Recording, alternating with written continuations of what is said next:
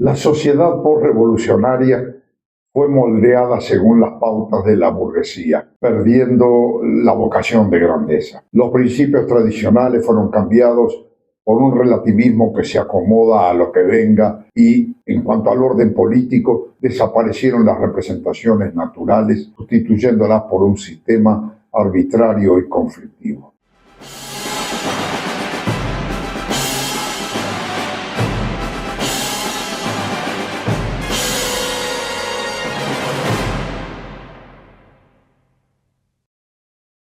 Además de reacomodar a todos los componentes del orden social, la burguesía regaló a la sociedad la clase media, que no es copia exacta de la suya, pero muestra su marca de fábrica. Si con la mentalidad del mundo burgués se cocinó buena parte del orden liberal, esa criatura social, la clase media, es el mayor sostén del nuevo orden.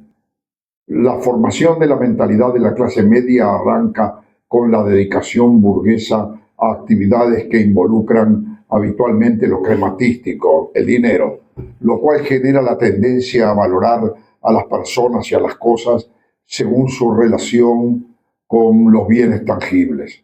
Ese modo de ver sobrevalora antes que nada a la propia burguesía como generadora que es de riqueza, mientras como contrapartida subestima a los consabidos gastadores de dinero, es decir, a quienes se dedican a la gestión de los bienes comunes, desde el intelectual al político, pasando por los artistas, los religiosos y los guerreros.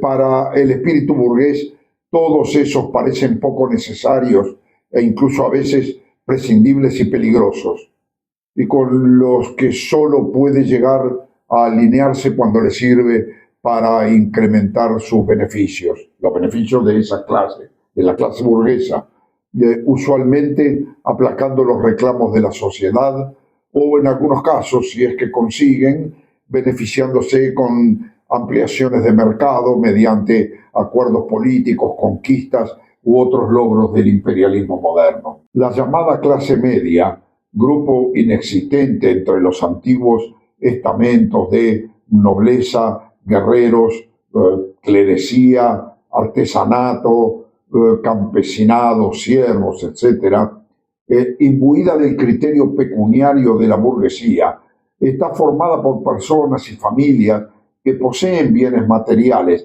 pero siempre como producto de un cierto esfuerzo, de modo que la posibilidad de perderlos genera un temor que políticamente se manifiesta como conservadurismo. La mentalidad clase media no es la del aristócrata que, si apenas le da para comer, se satisface igualmente con sus títulos, ni la del proletario que solo puede arriesgar, diría un bolchevique, las cadenas que le oprimen, porque aunque sea por razones distintas, ambos son capaces de acciones desmesuradas. En cambio, el hombre mentalmente clase media considera que esas actitudes son extravagantes y peligrosas, porque el riesgo de perder lo que posee le hace creer que conseguiría preservarlo si mantiene las cosas como están. La clase media no solo recibió del burgués el temor a perder, sino que, como aquel, también recela y rechaza a las clases no productivas, las que, dedicadas a la preservación de otro tipo de bienes, pueden llegar a comprometer el orden mediocre de los paños tibios. Erran feamente quienes creen que cuando se habla de aventureros peligrosos, la referencia es exclusivamente a milicos, curas y desarrapados, porque cualquier intelectual, dirigente político o persona de a pie, aún inadvertidamente, puede llegar a tener actitudes contrarias al pensamiento, los intereses y el sistema de la burguesía y la clase media, las cuales se ponen como bichos peludos si alguno de aquellos se atreve a tocar algo de eso que cuidan con tanto interés y cariño. El conservadurismo de la clase media, factura de la burguesía, es el volante de inercia del régimen liberal. Podría decirse que su lema es: no pidan grandeza, agárrense a lo que tienen y si pueden a alguna cosita más. Es totalmente lógico que una clase que no tenía los privilegios de las otras, incluso las más ínfimas, creara o adhiriera a la ideología del régimen que otorga derechos a capricho de los gobernantes. Esa tendencia ya arrancó al principio, en la Revolución Francesa, con la Asamblea Nacional Constituyente, cuando declaró los derechos del hombre y del ciudadano, como si fuera por su propia autoridad que tenemos derechos como personas humanas. Ya en aquel entonces, aunque se manifestaban algunos principios todavía de derecho natural, el hecho de decretar cosas ya existentes por naturaleza traía el germen de legisladores que podían llegar a declarar cualquier cosa que pudiera ocurrírseles. En el nuevo régimen, la libertad y la dignidad humana pasaron a ser, más que características innatas, algo concedido a las personas por ley. Absurdo.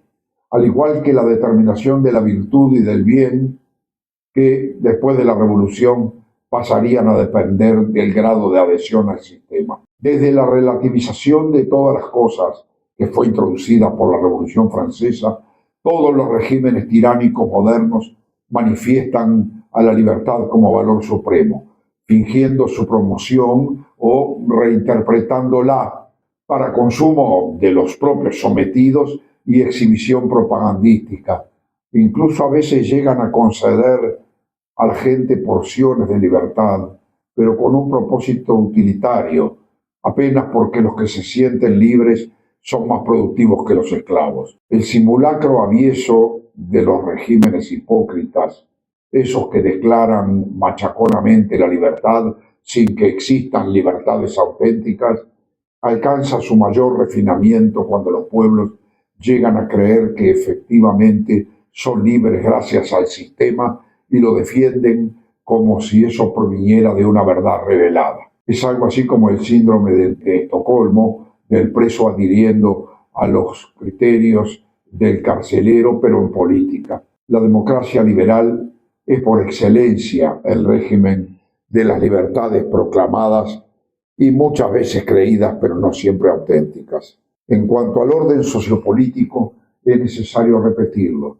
Durante siglos, las asociaciones gremiales, los estamentos sociales y las ciudades o las regiones formaban parte directamente del sistema de poder. Dentro de ese esquema, la representatividad se hacía clara por la identidad de origen entre representados y representantes, pero además el continuo contacto entre ambos permitía la vigilancia sobre los representantes como algo permanente. La gestión política directa y transparente de la sociedad también evitaba el desborde de la disconformidad, porque las discrepancias podían canalizarse de modo inmediato dentro de esas formas de organización política. Las desconformidades y los problemas iban directamente hacia las representaciones naturales